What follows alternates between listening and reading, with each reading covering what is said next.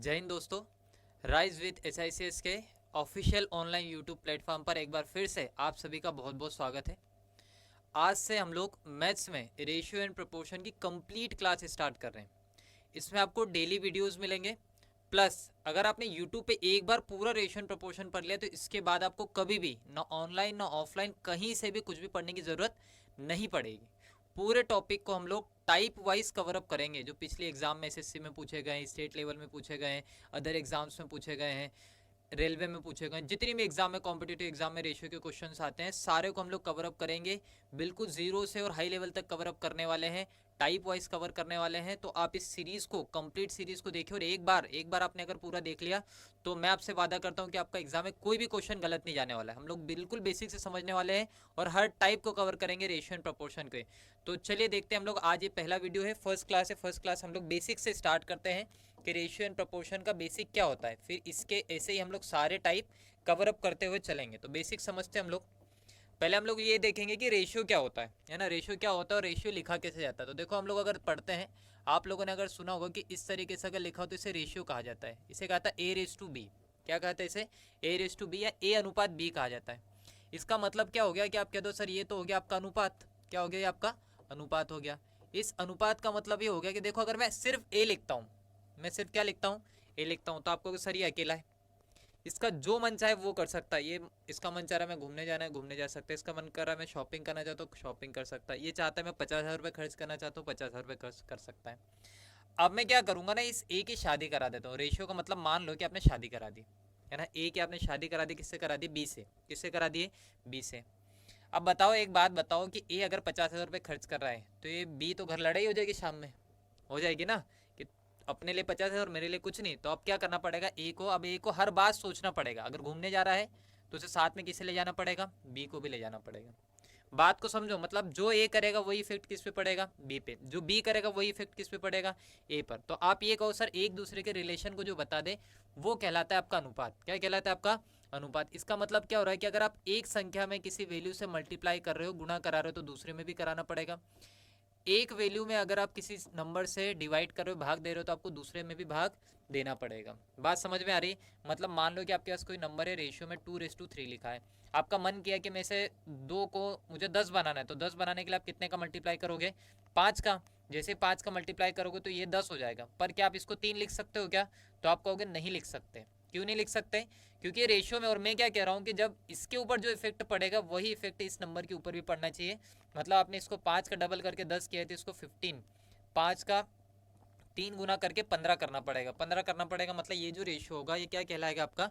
10:15। क्या कहला जाएगा आपका? 10:15 कहलाएगा। इतनी बात समझ में आ रही है? एक और बात समझो कि ये जो आपके ऐसे रेशियो लिखा है ए रेस टू बी, इसको हम चाहे तो हम ए बटे बी भी लिख सकते हैं, है ना। रेशियो को हम भिन्न में बदल सकते हैं। रेशियो को हम किस में बदल सकते हैं? भिन्न में। तो आपके पास जो भी भिन्न होती है वो अपने आप में रेशियो अनुपात को बताती है। जितनी भी आपके फ्रैक्शन होती है, भिन्न होती है, वो अपने आप में किसको बताती है? अनुपात को, रेशियो को बताती है ना। तो हम ए रेस टू बी लिखा है, मतलब मान लो आपके कैसे लिखा है 5:7, तो मैं चाहूँ तो इस 5:7 को 5/7 भी लिख सकता हूँ। इसमें कोई भी गलत बात नहीं होगी, बिल्कुल एक्यूरेट होगा, सही होगा। समझ में आ रहा है? और एक के ऊपर जो चेंजेस करेंगे वही चेंजेस हमें दूसरे के ऊपर भी करना पड़ेंगे। तो ये तो हो गया रेशियो। रेशियो क्या हो गया? तो आपको अगर सर दो एलिमेंट के बीच का जब आप संबंध बताते हो तो वो उनके बीच का अनुपात कहलाता है। दो हो सकते हैं, दो से ज़्यादा भी हो सकते हैं। नेक्स्ट है, अगली बात को हम लोग समझते हैं। आपने कभी कभी देखा होगा ऐसा लिखा होता है ए रेस टू बी और ये 4 बिंदु लगा दिए जाते हैं, है ना। और ऐसा लिख दिया जाता है सी रेस टू डी। ऐसा लिखा आपने देखा होगा कि ए रेस टू बी और फिर 4 बिंदु लगा के सी रेस टू डी लिखा हो। तो इसको क्या कहेंगे? तो आप ये कह दोगे सर ये जो दो वैल्यू है ना ये तो अनुपात में है। ये किस में है? अनुपात में है, रेशियो। और ये दो वैल्यू है ना ये भी अपने आप में किस में है? तो ये भी है रेशियो में। किस में? ये भी रेशियो में। मतलब ए अनुपात बी, ए अनुपात बी, ए और बी का जो संबंध है, मान लो कि ए पति और ये पत्नी है, तो सेम रिलेशन यही होगा। मैं वही तो कहूंगा ना कि जैसे वो पड़ोसी है वैसे ये भी। मतलब अगर ये पति पत्नी तो ये भी क्या होंगे? पति पत्नी। समझना ऐसा है ना। मैथ्स आपको बताया ना, मैथ्स किससे चलता है? ज्यूम करने से, मानने से। तो मान लो, सच में ऐसा मत मान लेना कि इसको पति पत्नी बना दो। तो मैं क्या कह रहा हूँ कि अगर इन दोनों के बीच में जो रिलेशन होगा वही रिलेशन इन दोनों के बीच में भी होगा। और ये जो सेम रिलेशन बताने की कहानी, मैं वैल्यू बराबर नहीं कह रहा हूँ। मैं ये नहीं कह रहा हूँ कि ये 2:3 है तो ये भी 2:3 होगा। मैं ये नहीं कह रहा हूँ, ये नहीं कह रहा हूँ। मैं ये कह रहा हूँ कि इन दोनों के बीच में जो रिलेशन होगा वही रिलेशन इनके बीच में। अगर ये वैल्यू जिस टाइप के रेशियो में है ये वैल्यू भी उसी टाइप के रेशियो में होगी। ठीक है। अब मैं चाहूँ तो देखो, और ये जो वैल्यू लिखे ना, ये जो हम बीच में लगा रहे हैं, इसे कहते हैं प्रोपोर्शन। क्या कहते हैं इसे? प्रोपोर्शन कहा जाता है। ठीक है, इसे कहता है प्रोपोर्शन। प्रोपोर्शन मतलब होता है समानुपात। क्या होता है इसका मतलब? समानुपात। अब आपने जैसे नाम पढ़ा होगा आपको समझ में आ गया समानुपात मतलब क्या हो गया, तो एक जैसा अनुपात जो है उसे समानुपात कहा जाता है। अब मैं चाहूँ तो इसे ऐसा लिख सकता हूँ क्या कि ए बटे बी। क्या लिख सकता हूँ मैं? ए बटे बी। और मैं क्या कह रहा हूँ कि जिस तरीके से ये रिलेटेड है वैसे ये रिलेटेड है, तो ये रिलेटेड तो इसको मैं क्या लिख सकता हूँ? बराबर। और इसको क्या लिख दूंगा मैं? सी बाय डी। तो मैं चाहूँ तो ऐसा भी लिख सकता हूँ कि ए बटे बी बराबर क्या हो जाएगा आपका? सी बटे डी हो जाएगा। ए बटे बी बराबर क्या होगा आपका? ए बटे बी बराबर में क्या हो जाएगा? सी बटे डी हो जाएगा। इसको अगर हम आगे सॉल्व करते हैं, इसको अगर हम आगे सॉल्व करते हैं तो क्या हम इसको ऐसा लिख सकते हैं क्या कि ए डी है ना, डी का इधर मल्टीप्लाई करा दो और बी का इधर करा दो, तो ए डी बराबर में क्या हो जाएगा आपके पास? B C. ए डी बराबर में क्या हो जाएगा आपके पास? बी सी हो जाएगा। इतनी बात समझ में आ रही है कि देखो ए और बी अनुपात में है, ए अनुपात बी समानुपात सी अनुपात डी। समझ में आ रहा है? तो इसको हम क्या लिख सकते हैं? ए बटे बी बराबर क्या लिख सकते हैं? सी बटे डी। इस डी का इधर गुणा कराओगे तो ए डी हो जाएगा, बी का इधर गुणा कराओगे तो ये क्या हो जाएगा आपके पास? B C. तो क्या बनेगा आपके पास? ए डी बराबर क्या बन जाएगा? बी सी बन जाएगा। ए डी बराबर क्या बन जाएगा? बी सी बन जाएगा। और एक और बात समझ लो जो काफ़ी इंपॉर्टेंट है, वो क्या है कि अगर आपके पास वैल्यूज़ दे रखी हो, है ना, इसे मैं फर्स्ट वैल्यू लिख लेता हूँ। ये बात आपको समझ में आ गई है। मैं आपके पास फर्स्ट वैल्यू लिख रहा हूँ कि ए रेस टू बी, प्रपोर्शन लिखा हो, यहाँ रेशियो भी लिखा हो सकता है ना, अनुपात भी लिखा हो सकता है कि अनुपात लिखा होगा या प्रपोर्शन लिखा होगा, कुछ भी लिखा हो सकता है, समानुपात लिखा होगा या अनुपात, कुछ भी लिखा होगा। तो आप यहाँ पे लिख सकते हो, ऐसा लिखा हो सी अनुपात डी। अगर ये वैल्यू लिखी है तो हम इसे कहेंगे फर्स्ट प्रपोर्शन। क्या कहेंगे इसे हम? फर्स्ट प्रपोर्शन, मतलब प्रथम अनुपाती। क्या कहा जाएगा इसे? First proportion. फर्स्ट प्रपोर्शन मतलब हिंदी में प्रथम अनुपाती। साथ में आपको सीखते हुए चलना है, जितना पार्टिसिपेट करोगे, जितना बोलोगे, उतना सीख पाओगे। ये जो बी है ना, सेकंड नंबर की वैल्यू है, तो इसे हम कह सकते हैं सेकंड प्रपोर्शन, मतलब द्वितीय अनुपाती। क्या कह सकते हैं इसे हम? द्वितीय अनुपाती। सी जो है ना, इसे हम कह सकते हैं थर्ड प्रपोर्शन। थर्ड प्रपोर्शन मतलब इसे हम कह सकते हैं तृतीय अनुपाती। क्या कह सकते हैं इसे हम? तृतीय अनुपाती। डी जो है ना, फोर्थ वैल्यू है, तो फोर्थ वैल्यू इसे मतलब इसे हम कह सकते हैं फोर्थ प्रपोर्शन, मतलब चतुर्थ अनुपाती। तो ये आपका प्रथम अनुपाती हो गया, द्वितीय अनुपाती हो गया, तृतीय अनुपाती हो गया, चतुर्थ अनुपाती। मतलब चार वैल्यू दे रखी है, चार वैल्यू है, तो उसमें ये पहला होगा, ये दूसरा होगा, तीसरा होगा और ये चौथा होगा। कभी कभी आपके तीन वैल्यू दी है, चौथा मिसिंग होता है, वो पूछा जाता है, तो आप निकाल सकते हो। कैसे निकाल सकते हो? तो इसको देखो, इसे हम ऐसा लिख सकते हैं क्या कि ए बटे बी बराबर में आपका हो जाएगा सी बटे डी। अरे बोलो हाँ या ना? लिख सकते हैं? नहीं लिख सकते हैं? तो आपको बिल्कुल लिख सकते हैं। लिख सकते हैं तो मैं इसको ऐसा भी लिख सकता हूँ ना कि ए डी है ना, ए डी बराबर में क्या हो जाएगा आपका? B C. ए डी बराबर में क्या हो जाएगा? B C. अब मान लो मुझे ए की वैल्यू निकालना हो, किसकी वैल्यू निकालना हो? ए की। तो ए की वैल्यू निकालना है तो ए की वैल्यू मैं ऐसा लिख सकता हूँ क्योंकि बी सी बाई डी होगा, ये डी इधर ले आओ तो यहाँ ए बचेगा और इधर मल्टीप्लाई में तो इधर डिवाइड में आएगा। और इसे हम क्या कह सकते हैं कि ये ए की वैल्यू निकाले, मतलब निकाले फर्स्ट प्रोपोर्शन। क्या निकाल रहे हैं हम? First proportion. मान लो यहाँ से मुझे डी की वैल्यू निकालना है, तो डी की वैल्यू कैसे निकालेंगे? तो आपको सर ए हटाओ, ए इधर मल्टीप्लाई में तो इधर डिवाइड में ले आओ, तो डिवाइड में लाएंगे तो इसे हम लिख सकते हैं बी सी, और डिवाइड बाय क्या लिख सकते हैं? ए। डिवाइड में क्या लिख लेंगे हम? ए लिखेंगे। तो ये जो होगा डी। अब मुझे एक बात बताओ, ये डी कौन सा प्रोपोर्शन है? क्या डी फर्स्ट प्रोपोर्शन है क्या? तो आप कहोगे सर नहीं, ए फर्स्ट प्रोपोर्शन है, बी सेकंड प्रोपोर्शन है, सी आपका थर्ड प्रोपोर्शन है और डी आपका कौन सा है? फोर्थ। मतलब आपसे कहा जाए कि चतुर्थ अनुपाती बताओ, तो चतुर्थ अनुपाती लिखने के लिए आपको क्या लिखना पड़ेगा? बी सी बाई ए। मान लो आपको b की वैल्यू निकालना पड़ जाए, तो b की वैल्यू कैसे निकालो? तो यहाँ से b की वैल्यू निकालना है तो आपको सर c हटाओ, c इधर मल्टीप्लाई में इधर ले जाओ, इसको डिवाइड में जाओ, तो डिवाइड में ले जाएंगे तो ये हो जाएगा ad, और ad के डिवाइड में क्या हो जाएगा? c हो जाएगा। ad के डिवाइड में क्या हो जाएगा? c। तो इस तरीके से हम निकाल सकते हैं इसका थर्ड प्रोपोर्शन, मतलब तृतीय अनुपाती। क्या निकाल सकते हैं इसका हम? तृतीय अनुपाती निकाल सकते हैं। एक मैं इधर लिख देता हूँ कि मान लो आपको, आपने देखो फर्स्ट निकाल लिया, थर्ड निकाल लिया, फर्स्ट निकाल लिया, फोर्थ निकाल लिया, ये जो होगा ना सेकेंड होगा, ये जो होगा ये कौन सा हो जाएगा? तो ये हो जाएगा आपका सेकंड। बी मतलब सेकंड प्रोपोर्शन है ना, तो ये आपका सेकंड प्रोपोर्शन हो गया। मान लो आपको थर्ड प्रोपोर्शन निकालना, मतलब सी की वैल्यू निकालना, तो यहाँ लिख देता हूँ मैं कि सी की वैल्यू कैसे निकाली जा सकती है। तो सी की वैल्यू निकालना तो बी हटाओ, और बी इधर मल्टीप्लाई में तो इधर ले जाओगे तो डिवाइड में हो जाएगा, तो डिवाइड में ले जाएंगे तो इसे हम क्या कह सकते हैं? तो इसको हम लिखेंगे, देखो बी इधर जाएगा ना, तो हो जाएगा सी इक्वल्स टू क्या हो जाएगा? A D by B.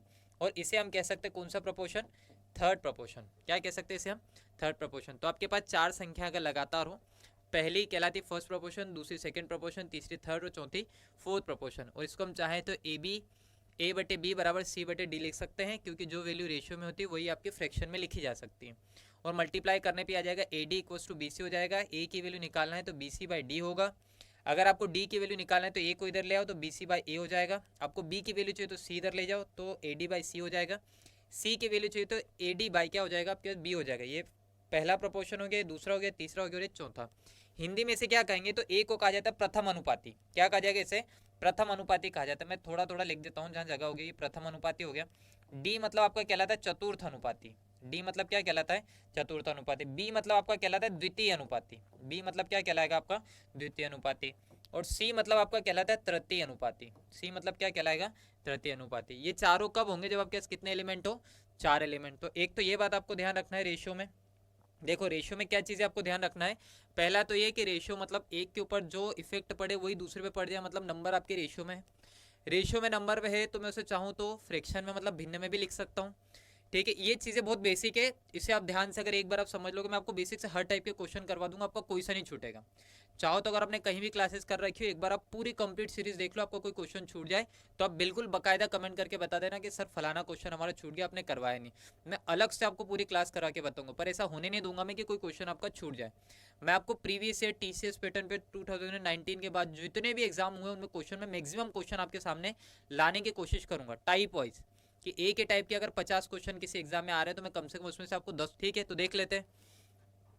यहाँ देखो तो हम इससे क्या लिख सकते हैं कि ए रेस टू बी। अब प्रोपोर्शन मतलब आपने कहा सर जो रिलेशन इनका वही रिलेशन मुझे इनका भी बताना है, तो इसे मैं लिख सकता हूँ ए बी बराबर में क्या लिख सकता हूँ, सी बटे डी, है ना। तो ए बटे बी बराबर है सी बटे डी हो गया।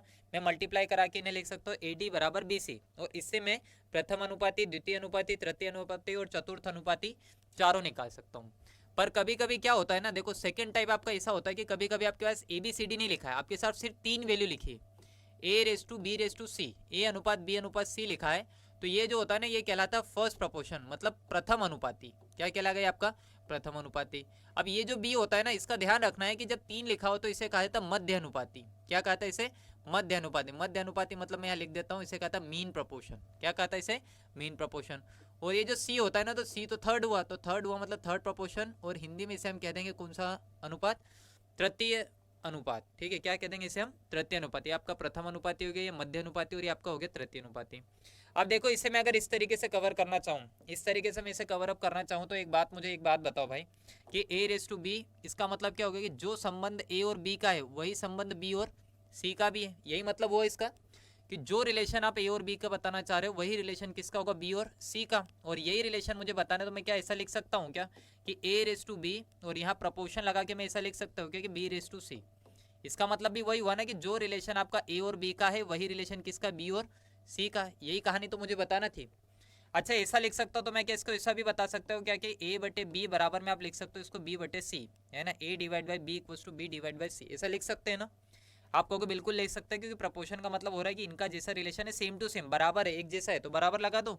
और रेशियो है मतलब फ्रैक्शन में लिख लो। आगे मैं चाहूँ तो ऐसा कर सकता हूँ क्या, कि इन दोनों का मल्टीप्लाई करा दो तो ये आ जाए ए इंटू सी, है ना। ए इंटू सी मतलब ये हो जाए ए सी, और ये बी इंटू बी का मल्टीप्लाई करा दो तो ये हो जाए बी स्क्वायर। ऐसा लिख सकते हैं क्या, तो आप कहोगे सर बेशक लिख सकते हैं। तो ये हमारे पास इक्वेशन आएगी।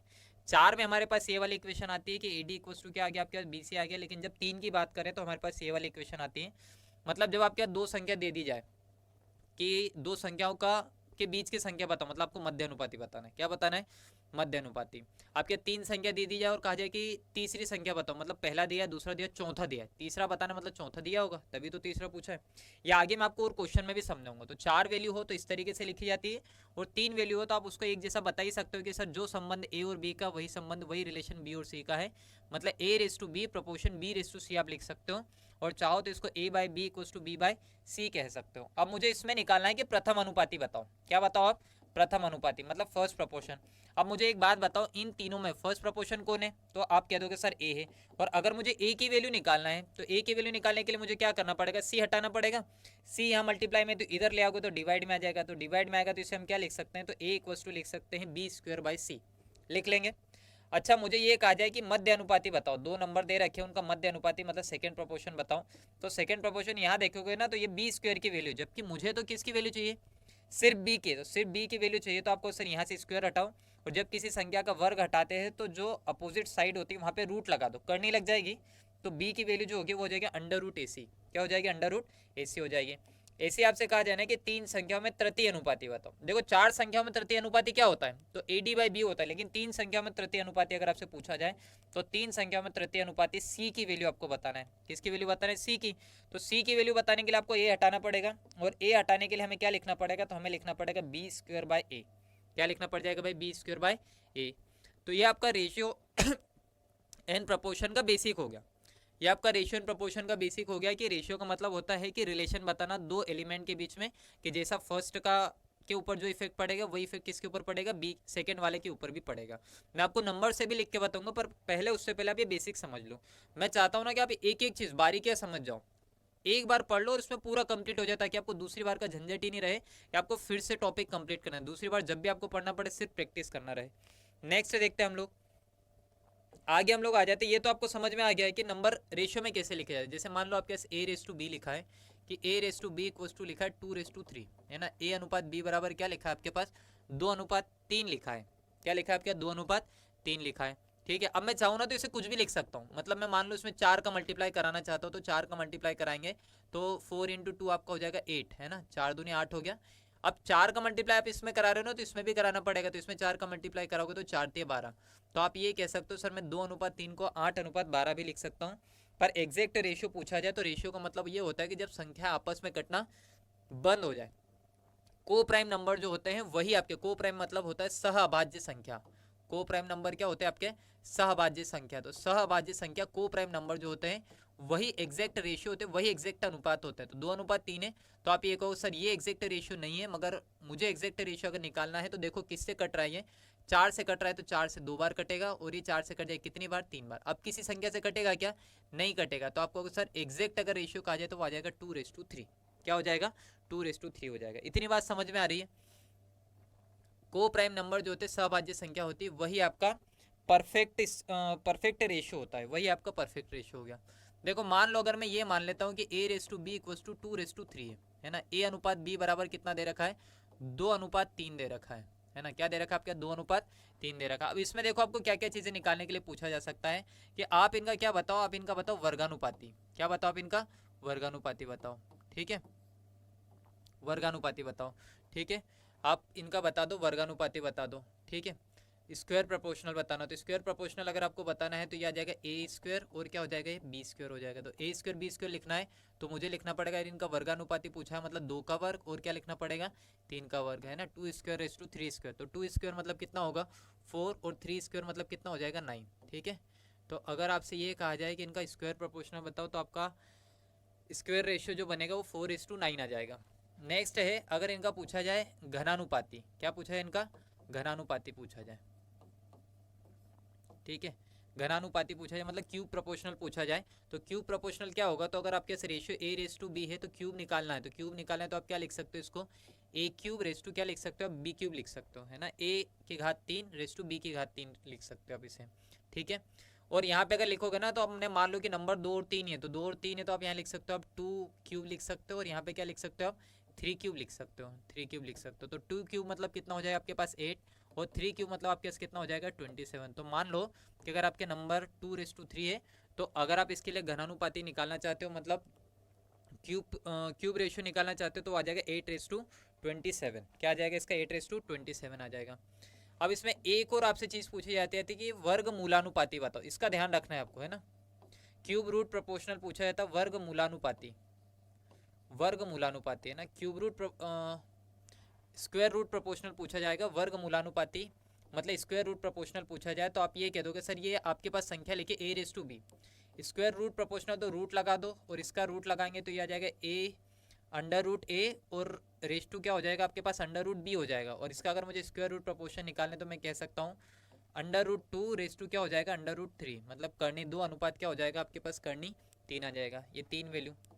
चौथी वैल्यू और आपको ध्यान रखना है कि एक इसका पूछा जाता है घन मूलानुपाती। क्या कहा जाता है इसका, घन मूलानुपाती कहा जाता है। घन मूलानुपाती का होता है मतलब क्यूब रूट प्रोपोर्शन। क्या होता है इसका, क्यूब रूट प्रोपोर्शन, है ना। क्यूब रूट रेशियो का प्रोपोर्शन अगर पूछा जाए तो क्यूब रूट रेशियो आप कैसे निकालोगे, तो आपको सर यहाँ पे क्या लिख लो, आप घन ले लो, इसका घनमूल ले लो। घनमूल मतलब रूट क्यूब लगेगा, ठीक है। क्यूब रूट लगेगा, तो क्यूब रूट अगर आप लगाओगे तो क्यूब रूट कैसे लगेगा, तो यहाँ पे आ जाएगा a, और यहाँ पे क्या लिख दोगे आप b लिख दोगे, ठीक है।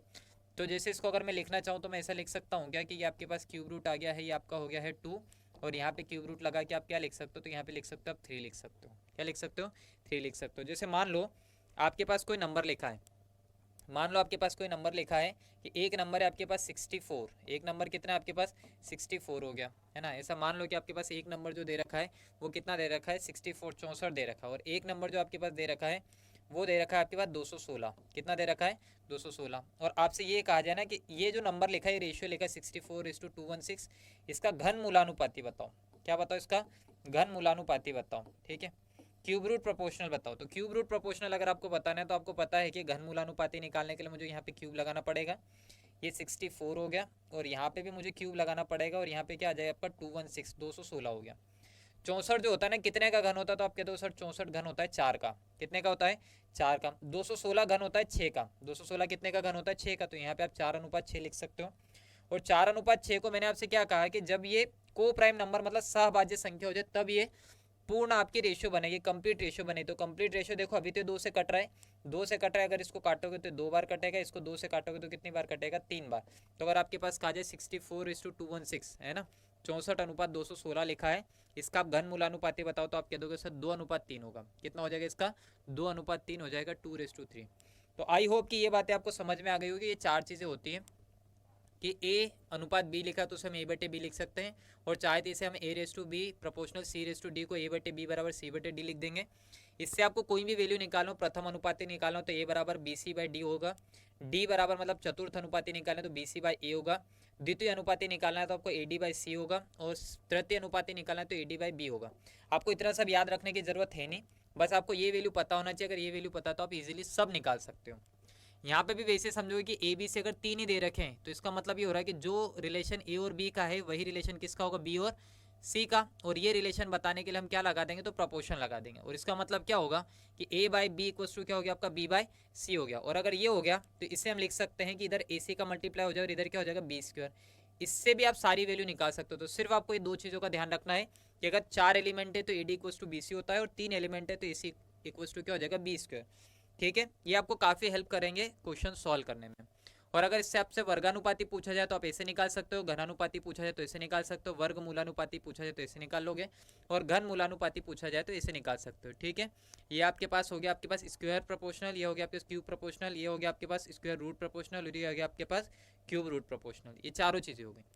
अब हम सीधे आ जाते हैं इसके क्वेश्चन पे कि अभी हम लोग जो बेसिक समझे उसके क्वेश्चन कैसे सॉल्व किए जाए। आपके पास देखो ये कहा गया कि तीन संख्याएं 8, 14 और 28 का प्रथम अनुपाती बताओ। आपके पास संख्याएं कितनी दे रखी है? 1, 2, 3 दे रखी है, और पूछा क्या गया है? प्रथम अनुपाती। प्रथम अनुपाती मतलब किसका मान पूछा गया है? ए का। तो अगर ए का मान पूछा गया है तो फिर आप कह दोगे सर ये बी होगा, ये सी होगा, और ये क्या हो जाएगा आपके पास? डी हो जाएगा। मतलब एलिमेंट कितने हो रहे हैं? 4। संख्याएं देख के मत, और डिवाइड बाय क्या लिख सकते हैं हम? डी लिख सकते हैं। लिख सकते हैं कि ए बराबर आ जाएगा bc/d। कुछ नहीं करना, ये वैल्यू पुट कर दो। तो ए का मान अगर आपको निकालना है तो देखो बी की वैल्यू कितनी है? तो बी की वैल्यू है 8। अच्छा मुझे बताओ सी की वैल्यू कितनी है? तो सी की वैल्यू आप कह दोगे सर 14 होगी। इसका ध्यान रखना है ना कि अगर डी नीचे तो डी नीचे आना चाहिए, इसको आपको थोड़ा सा याद रखना है। और ये कितना है आपके पास? 28, तो 28 हो जाएगा। देख लो कोई वैल्यू अगर कट रही है तो उसको काट दो। काटेंगे इसको तो 14 से काटो, 14 से 2 बार कितना आ जाएगा? 28। और 2 से काटो इसको तो 2 से कितनी बार कटेगा? 4 बार। मतलब ए की वैल्यू कितनी आ जाएगी आपके पास? तो ए की वैल्यू अगर पूछी है तो ए की वैल्यू कितनी आएगी आपके पास? 4 आ जाएगी। कितनी आ जाएगी? 4। ये आपका 4 जो होगा ये राइट आंसर हो जाएगा। क्या ये बात आपको समझ में आ रही है कि कैसे अगर आपके पास अनुपाती दे रखे हो और अगली वैल्यू पूछी है तो कैसे निकाल सकते हैं? 3 वैल्यू दे रखी, चौथी पूछी जाए तो first proportion, second proportion, third proportion और फोर्थ प्रोपोर्शन होगा। मगर आपके पास 2 वैल्यू दी जाए और उसमें से तीसरी वैल्यू पूछी है, मतलब आपके पास first proportion, mean proportion and third proportion, ये होता है ना। प्रथम अनुपाती, मध्य अनुपाती और तृतीय अनुपाती होता है। क्लियर है इतनी बात? तो इसी बात पे हम लोग अगला सवाल देख लेते हैं कि तीन संख्याएं 7, 21 और 33 का क्या बताओ आप? द्वितीय अनुपाती बताओ। क्या बताओ आप इसका? द्वितीय अनुपाती। द्वितीय अनुपाती मतलब आप जान ही रहे हो कि द्वितीय अनुपाती मतलब बी की वैल्यू निकालना है। बी की वैल्यू निकालना है, इसका मतलब ये हो रहा है कि मेरे पास दिया क्या क्या होगा? तो दिया होगा ए। क्या दिया होगा भाई? ए। बहुत सारे बच्चों को ना इसमें कंफ्यूजन है कि किस वैल्यू को ऊपर लिखा जाए, किसको नीचे लिखा। तो आपको कुछ नहीं करना, आप बेसिक को समझ लो एक बार, कुछ नहीं करना, कोई याद रखने की जरूरत नहीं है। बी की वैल्यू निकालना मतलब ए दिया है तो ए के बाद अब बी निकालना ही है। जब बी निकालना है तो बी तो दिया नहीं होगा, तो ए के बाद क्या दिया होगा आपके पास? सी। और सी के बाद क्या दिया होगा आपके? डी दिया होगा। अब आपके पास देखो कितने एलिमेंट हो रहे हैं? ए हो रहा है, बी हो रहा है, सी हो रहा है, डी हो रहा है, 4 हो रहा है। और जब 4 हो रहे हैं तो 4 को हम क्या लिख सकते हैं? तो हम लिख सकते हैं ए डी इक्वल्स टू क्या होता है आपका? बी सी, है ना। ए डी इक्वल्स टू क्या होता है? B C. अब मुझे वैल्यू किसकी चाहिए? बी की। तो अगर मुझे बी की वैल्यू चाहिए मतलब सी हटाना पड़ेगा, और सी इधर मल्टीप्लाई में तो इधर डिवाइड में भाग में चले जाएगा। तो भाग में ले जाने के लिए मैं इसे क्या लिख दूंगा? तो मैं इसे लिख दूंगा ए डी, और बटे में क्या लिख दूंगा? सी।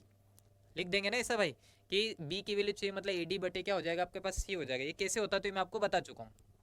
अब देखो, मुझे अगर b की वैल्यू चाहिए तो b की वैल्यू निकालने के लिए मुझे लिखना पड़ेगा a, तो a की वैल्यू कितनी है 7। अब इसी बात का ध्यान रखना है कि कंटिन्यू नंबर बच्चे गलती से क्या करते हैं, कंटिन्यू नंबर का मल्टीप्लाई करा देते, पर ऐसा नहीं करना है। अगर आपको b की वैल्यू चाहिए तो पहला a आएगा और फिर उसके बाद क्या आएगा आपका d आएगा, तो d मतलब कितना लिखोगे आप 33 लिख दोगे, और बटे में क्या लिखना है आपको c मतलब कितना लिख दोगे आप 21 लिख दोगे। ठीक है, अब इसको अगर आपको काटने के लिए कहा जाए तो इसको 7 से काटोगे तो 7 से कट जाएगा कितनी बार 3 बार, 7 से 21। इसको 3 से काट दो तो 3 से कटेगा कितनी बार 11 बार, और ये तो एक था ही सही आपके पास, तो 11 में 1 का मल्टीप्लाई कराओ कितना आएगा, तो आप कह दोगे सर 11 11 आंसर आ जाएगा। तो बी की वैल्यू अगर मुझसे पूछी जाए कि बी की वैल्यू कितनी होगी तो ये ऑप्शन आपके गलत है। बी की वैल्यू अगर आपसे पूछी जाए कि बी की वैल्यू कितनी होगी तो बी की वैल्यू कितनी आ जाएगी आपके पास 11 11 आ जाएगी। कितनी आ जाएगी भाई 11 आ जाएगी। सेकेंड प्रपोर्शन पूछा है ना, हाँ सेकेंड प्रपोर्शन पूछा है, तो सेकेंड प्रपोर्शन जो आपका आएगा वो 11 आएगा। कितना आएगा ये आपका 11 आएगा। क्या क्लियर है आपको इतनी बात?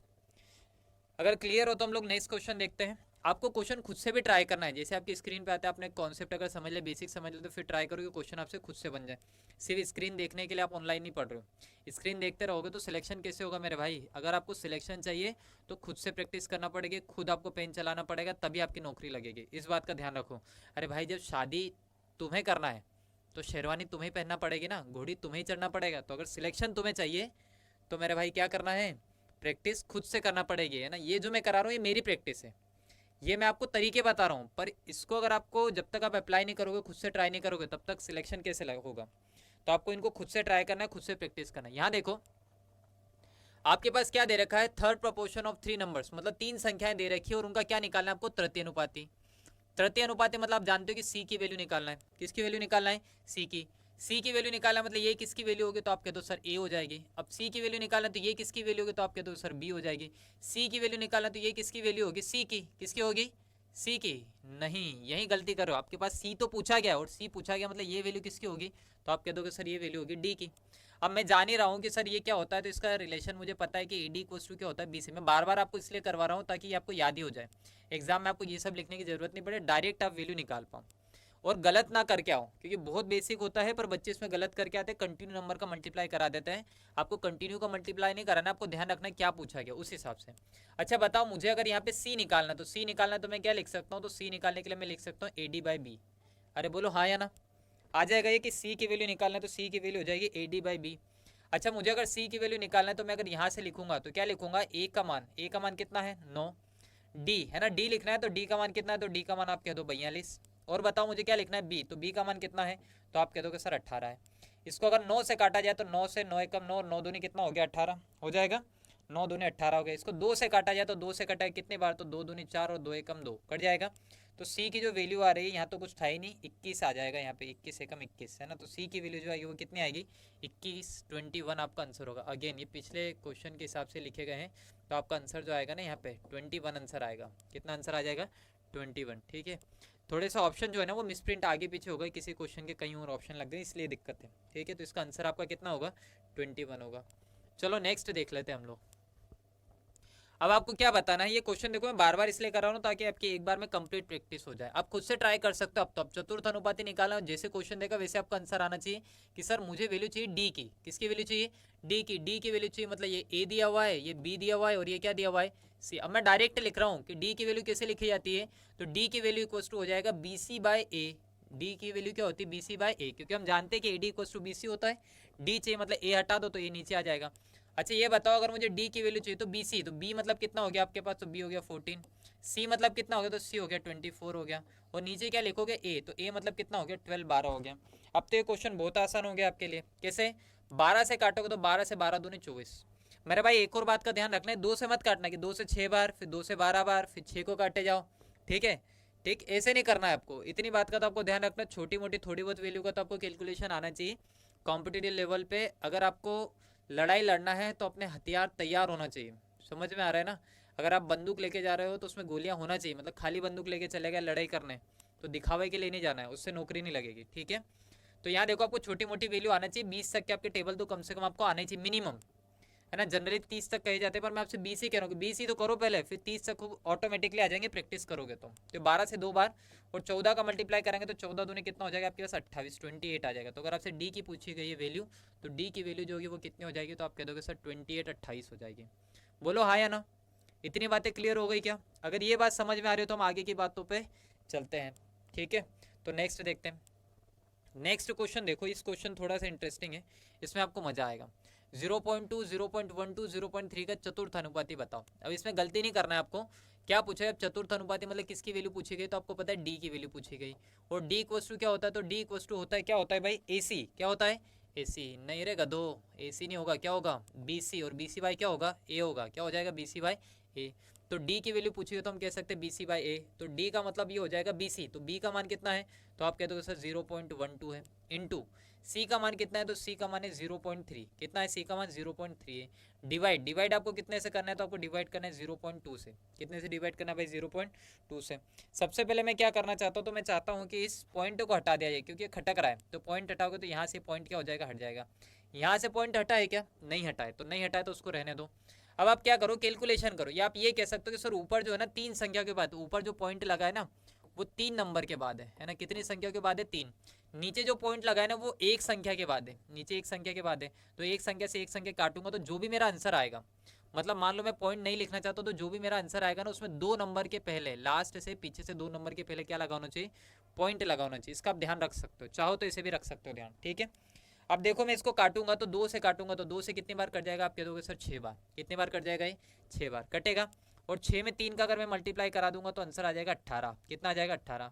अब बच्चे क्या कर देते, गलती कभी कभी क्या कर देते कि मैं आगे से एक तो मैं एक के बाद पॉइंट लगा दूं, पर मैंने आपसे क्या कहा कि ये पॉइंट तो काट देते, पर यहाँ कितने नंबर बचे, 2। मतलब जो आपका फाइनल आंसर आएगा उसमें 2 नंबर से पहले पॉइंट आना चाहिए। 2 नंबर से पहले पॉइंट मतलब 8 1, इसके पहले आपका पॉइंट लगना चाहिए, मतलब यहाँ। तो आपका एग्जैक्ट जो आंसर होगा वो क्या हो जाएगा, 0.18। क्या आंसर होगा आपका भाई, 0.18 होगा। इस बात में कोई आपको कन्फ्यूजन है क्या? अगर कन्फ्यूजन हो तो ध्यान से समझ लेना, सीख लेना। मैं आपको बहुत बेसिक से चीज़ें बता रहा हूँ, पूरा टॉपिक कंप्लीट कवर अप कराऊंगा। एक बार आपने रेशियो के पूरे वीडियो, सारे वीडियो कंप्लीट कर लिए, पूरा टॉपिक कवर कर ले, तो फिर आपको किसी चीज़ की जरूरत नहीं पड़ेगी, डाउट तो नहीं आएंगे, इतना मैं बता सकता हूँ। दो संख्या 6 और 9 का प्रथम अनुपाती बताओ। दो संख्याएं दे रखी है, उनका प्रथम अनुपाती बताना है। प्रथम अनुपाती बताना मतलब आप जान ही गए हो कि प्रथम अनुपाती मतलब मुझे वैल्यू निकालना है किसकी, ए की। किसकी वैल्यू निकालना है भाई, ए की वैल्यू निकालना है। अच्छा, ए की वैल्यू निकालना है तो फिर ये क्या कहलाएगा, तो आप कह दोगे सर ये बी कहलाएगा। और अगर ये बी है तो ये क्या कहलाएगा, तो आप कह दोगे सर सी कहलाएगा। तो अब मेरे पास जो एलिमेंट है, पहले 4 थे, अब एलिमेंट कितने हो गए, 3 हो गए। कौन कौन से, ए बी और सी। और ए बी और सी अगर लिखे हो ना तो मैं इसे ऐसे लिख लेता हूँ कि ए बटे बी बराबर क्या होता है, बी बटे सी। मतलब ये हुआ कि जो रिलेशन ए बी का है वही रिलेशन किसका होगा, बी सी का। ये मैंने आपको पहले फर्स्ट पेज पे क्लियर कर दिया है, आप चाहो तो पीछे रिवाइंड वीडियो करके देख भी सकते हो। अच्छा, इसको मैं चाहूँ तो ऐसा लिख सकता हूँ ना कि ए सी है ना, इस सी का इधर मल्टीप्लाई होगा, ए सी इक्वल्स टू क्या हो जाएगा, बी स्क्वायर। बस यही बात आपको ध्यान रखना, मैं बार बार यही चीज़ें सेम टू सेम नहीं लिखूंगा, मैं डायरेक्ट यहाँ से सॉल्व कराऊंगा। तो अब आपको ए की वैल्यू चाहिए, किसकी वैल्यू चाहिए, ए की। तो ए की वैल्यू अगर आप चाहिए तो आप ए की वैल्यू ऐसा लिख सकते हो क्या कि बी स्क्वायर बाई सी, ऐसा लिख सकते हो ना। ए की वैल्यू निकालना मतलब आप लिख सकते हो बी स्क्वायर बाई सी। तो ए की वैल्यू अगर आपको चाहिए तो ए इक्वल्स टू क्या लिखोगे, बी स्क्वायर। बी स्क्वायर मतलब क्या है, 6। 6 का वर्ग मतलब 6 गुणित 6, ऐसा लिख सकते हो ना, 6 इंटू 6 हो जाएगा, क्योंकि स्क्वायर। और बाई क्या है आपके पास, सी। सी की वैल्यू कितनी है, 9 है। कितनी है, 9 है। इसको हम एक काम कर लेते हैं, काट लेते हैं। काटेंगे, 3 से काटोगे तो 3 से 2 बार, 3 से काटोगे तो 3 से 3 बार, 3 से इसको काटोगे तो 3 से कितनी बार, 2 बार। और 2 गुणित 2 मतलब कितना होता है, 4। तो ए की वैल्यू अगर आपसे पूछी जाए तो आप कह दोगे सर ए की जो वैल्यू होगी वो 4 होगी। कितनी होगी भाई, 4 होगी। 4 आंसर आ जाएगा इसका, ठीक है। एक बार देख लो, इसमें कोई डाउट हो तो पूछो, कमेंट कर सकते हो, आप बता सकते हो। अगर इसमें कोई भी आपको प्रॉब्लम हो तो बिल्कुल कमेंट कर सकते हो, कोई दिक्कत हो तो बता सकते हो। नेक्स्ट देख लेते हैं हम लोग अगला सवाल। अच्छा, ये क्या करना है आपको, साथ में सॉल्व करते हुए जाना है। और जिन लोगों को मैं एक बात फिर बता रहा हूँ, अगर आप कंप्लीट नोट्स बना सकते हो रेशियो के तो बना लेना, क्योंकि ये नोट्स अगर आपने कंप्लीट कर ले तो इसके बाद आपको रेशियो के कभी कहीं से भी नोट्स बनाने की जरूरत नहीं पड़ेगी। मैं आपको हर टाइप वाइज, हर एग्जाम वाइज कंप्लीट कराने वाला हूँ, है ना। सारे क्वेश्चन आपके निकाले जा रहे हैं ईयर वाइज कि किस ईयर में। और मैं आपको टाइप वाइज, ऐसा नहीं कि 2019 के सारे क्वेश्चन करा दे जितने एग्जाम में आए, तो उसमें क्या होता है सब मिक्स हो गए। तो हम टाइप वाइज देखेंगे, बेसिक के कितने क्वेश्चन पूछे गए हैं, उसको किस तरीके से सॉल्व किया जाता है, सारी चीज़ें हम लोग कवर अप करेंगे। तो आप चाहो तो इसके नोट्स बना सकते हो, अपने बहुत अच्छे नोट्स बना लो। एक बार आपने नोट्स बना ले तो बार बार की आपकी झंझट खत्म हो जाएगी, ठीक है। आपके बच्चों को भी इनसे ही पढ़ाना, लेमिनेशन कर लेना और फिर इनसे पढ़ाना, ठीक है।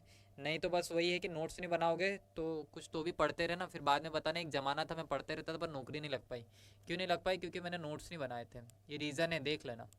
जितने भी पढ़ने वाले ना, जो टॉपर्स है, जो स्टूडेंट्स, उनसे एक बार पूछो, उनके नोट्स आपको जरूर मिलेंगे। मैंने नोट्स बनाए थे, यहाँ से बनाए थे, वहाँ ज़माने में कहीं से बना, पर नोट्स ज़रूर बनाए उन्होंने, ठीक है। मध्यानुपाती का मतलब क्या होता है कि आपके पास मध्य समानुपाती मीन प्रोपोर्शन क्या होता है, तो मीन प्रोपोर्शन होता है बी। मीन प्रोपोर्शन कौन होता है, बी। और एक कब होता है, जब आपके पास एक तीन वैल्यू हो, तीन वैल्यू में एक पहली दे रखी हो और आखिरी दे रखी हो, मतलब ये हो जाएगा बीच वाला जो होगा मध्य अनुपाती मीन प्रोपोर्शन हो जाएगा। और इसे लिखने के लिए हम क्या लिख सकते हैं, जब तीन नंबर दे रखा हो तो इसे हम लिख सकते हैं बी स्क्वायर इक्वल्स टू क्या लिख सकते हैं, ए सी। बी स्क्वायर इक्वल्स टू क्या लिख सकते हैं, ए सी लिख सकते हैं। और b का मान अगर आपको निकालना हो तो मैं ये कह सकता हूँ ना, b का मान आप अंडर रूट लिख सकते हो ac। b का मान आप क्या लिख सकते हो, अंडर रूट ac लिख सकते हो। तो अगर मुझे b का मान चाहिए, किसका मान चाहिए भाई, b का मान चाहिए, तो b का मान अगर आप लिखोगे तो देखो a की वैल्यू कितनी है, तो आप कहते हो सर 4.9। कितनी है, 4.9। अच्छा b की वैल्यू कितनी है, तो आप कहते हो सर 12.1 है। कितनी है, 12.1 है, 12.1। एक बात समझ लो, एक बात समझ लो, बताओ मुझे एक बात बताओ, मैं 1.2 गुणित 1.2 अगर करता हूँ, है ना, तो आप कहोगे सर ये 12 गुणित 12 कितना हो जाएगा, 144। और एक और दो, दो संख्या के बाद दशमलव, तो दो संख्या के बाद आप दशमलव लगा दो। यही मैं अगर आपसे लिख देता हूँ कि लिखा 1.44 है ना, 1.44, तो आपको सर 12 का वर्ग है 144, तो 12 ले आओ। पर क्या ये 12 का वर्ग होगा क्या, तो आपको सर दो संख्या में दशमलव है तो बाहर आके एक के बाद होगा, बाहर बाहर आने के बाद कितने के बाद हो जाएगा, एक के बाद। तो बस सेम कंडीशन आपको यहाँ अप्लाई करना है कि सर ये जो 4.9 है ना, ये होता है 7 का। कितने का वर्ग होता है भाई, 7 का। और 121 जो है ना, ये 11 का होता है। ये आपको समझाने के लिए बता रहा हूँ कि 49 जो 7 का हो गया और 121 जो है वो 11 का वर्ग है। और इसका अगर मैं मल्टीप्लाई कराऊंगा तो मेरा आंसर आ जाएगा 77। कितना आ जाएगा भाई, 77। पर एक बात समझो ना, यहाँ एक और यहाँ एक, कितनी संख्याओं के बाद दशमलव लगाया, दो। तो दो के बाद है, तो अगर मैं इसको रूट से बाहर लाऊंगा तो एक के बाद लगेगा और एक के बाद लगेगा, मतलब मेरा जो आंसर आएगा, एग्जैक्ट आंसर जो आएगा वो ना तो 77 आएगा ना ही 0.77 आएगा, मेरा आंसर आएगा 7.7। क्या आंसर आएगा मेरा, 7.7 आएगा। क्या ये बात समझ पा रहे हो। जनरली कई बात बच्चों को तरीके सब पता है पर ये पॉइंट का कैलकुलेशन नहीं कर पाते, तो इसका ध्यान रखना है। दो बार मल्टीप्लाई करोगे तो 2 नंबर के बाद लगेगा, लेकिन अगर इसको वापस से रूट में लाओगे तो 2 का 1 बनेगा। इसे 4 नंबर लिखे होते हैं, तो 4 नंबर लिखे होते तो बाहर आने पर 2 के बाद आपका पॉइंट लगता। क्लियर है इतनी बात, तो हम अगले सवाल की तरफ बढ़ते हैं। अगला सवाल है, दो संख्याएं 9 तथा 24 का तृतीय अनुपाती क्या होगा। तृतीय अनुपाती मतलब आपसे क्या पूछा गया है, तृतीय अनुपाती मतलब आपसे पूछा गया सी। और बाकी के नंबर तो आप बना ही सकते हो कि अगर सी पूछा गया है तो ये कहलाएगा आपका ए और ये क्या कहलाएगा आपका बी कहलाएगा। क्या एक बात बताओ, यहाँ कोई डी दे रखा है क्या, नहीं दे रखा। तो आपके एलिमेंट कितने हैं, 3। और 3 एलिमेंट में हम क्या लिखते हैं, तो 3 एलिमेंट के लिए हम लोग लिख लेते हैं बी स्क्वायर इक्वल्स टू ए सी, ऐसा लिखा जाता है। अब मुझे वैल्यू किसकी चाहिए, तो तृतीय अनुपाती मतलब सी की वैल्यू चाहिए। तो सी की वैल्यू निकालने के लिए मैं ऐसा लिख सकता हूँ क्या कि बी स्क्वायर डिवाइड बाई ए, ऐसा लिख सकते हैं सी की वैल्यू। अच्छा सी की वैल्यू अगर मैं निकालूंगा तो ये हो जाएगा बी स्क्वायर मतलब 24 का वर्ग। और 24 का वर्ग मतलब मैं इसको ऐसा लिख पाऊंगा क्या, 24 गुणित 24, 24 इंटू 24।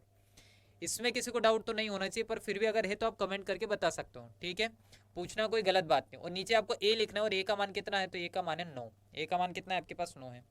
अब मैं ये कोशिश करूंगा जितनी वैल्यू कट जाए ना उसको काट दूं।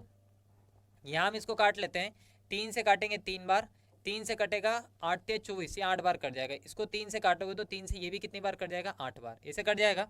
और 8 और 8 का मल्टीप्लाई करा दें तो 8 8 64, 64 आपका आंसर आ जाएगा। कितना आंसर आ जाएगा भाई मेरा, 64। तो मेरा आंसर होगा 64, ये मेरा राइट आंसर हो जाएगा।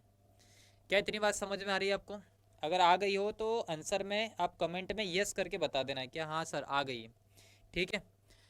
अगर ये आपको प्रोपोर्शनल वाली बातें क्लियर हुई हो तो कल से हम लोग रेशियो को मिक्स करने का, अभी तो हमने अलग अलग करने का काम किया है कि एबीसी साथ में दे रखे हैं तो इसको हम अलग अलग करें। अब इसको मिक्स करने के जो वैल्यू होते हैं, मतलब जहाँ से आपकी क्लास स्टार्ट करते हैं जनरली, मैं उससे पहले कि आपको बेसिक बता रहा हूँ, क्योंकि अगर आपको ये पहले के बेसिक आ गए तो बाद के बेसिक्स आप बहुत अच्छे से कर पाओगे। तो नेक्स्ट क्लास में मैं आपको सारे टाइप के कि ए रेस टू बी रेस टू सी दे रखा है तो क्या होगा, फिर ए अनुपात बी अनुपात सी अनुपात डी अनुपात ई, इतनी सारी बहुत सारी वैल्यू दे रखी है और उनका अगर एक साथ अनुपात पूछा है तो कैसे हम डायरेक्टली निकाल सकते हैं वो भी मैं आपको बताने वाला हूँ। और ये भी बताने वाला हूँ कि अगर ए अनुपात बी अगर आपको फ्रैक्शन में हो, मतलब ए अनुपात बी बराबर 2/3 अनुपात 4 अनुपात 7 हो गया, तो उसको सॉल्व करके हम साधारण भाषा में सरल भाषा में कैसे लिख सकते हो, ये भी सारी चीज़ें मैं बताने वाला हूँ। क्योंकि जब तक आपको बेसिक नहीं आएगा ना तब तक आप कितने क्वेश्चन कर लो नहीं कर पाओगे, और अगर आपने बेसिक क्लियर कर लिया तो क्वेश्चन आपके इजीली सॉल्व हो जाएंगे। तो आई होप कि आपको ये वीडियो पसंद आया होगा, और अगर वीडियो पसंद आया है तो वीडियो को लाइक कीजिए तथा चैनल को सब्सक्राइब कीजिए, और ज़्यादा से ज़्यादा बच्चे जो तैयारी करें वहाँ तक चैनल को आप पहुँचाइए ताकि वो भी अपनी तैयारी मजबूत कर सकें। Thank you so much. अगली क्लास के लिए हम लोग नेक्स्ट वीडियो में मिलते हैं।